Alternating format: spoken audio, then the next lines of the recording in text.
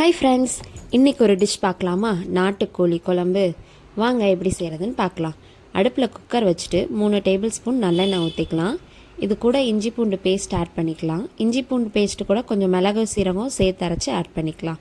இதோட raw smell போனோன்னே நம்ம வாஷ் பண்ணி வச்சுருக்க நாட்டுக்கோழியை இதில் சேர்த்துக்கலாம். சேர்த்துட்டு நல்லா மிக்ஸ் பண்ணி விட்டுறலாம்.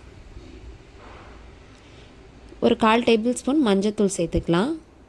இதையும் நல்லா மிக்ஸ் பண்ணிவிட்டு தேவையான அளவு தண்ணி ஊற்றிக்கலாம். தேவையான அளவு உப்பு போட்டுக்கலாம்.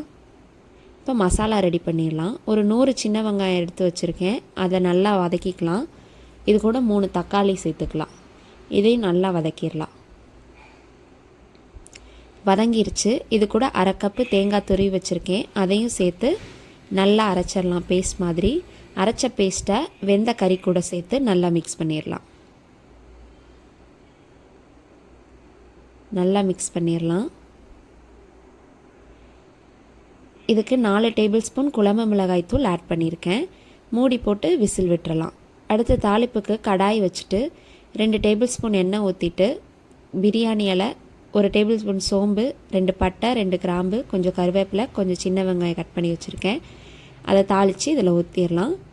அவ்வளோதாங்க, நம்ம நாட்டுக்கோழி குழம்பு ரெடி ஆயிருச்சு. ரொம்ப டேஸ்டான நாட்டுக்கோழி குழம்பு. பிடிச்சிருந்தால் லைக் பண்ணி சப்ஸ்கிரைப் பண்ணுங்கள். தேங்க்யூ.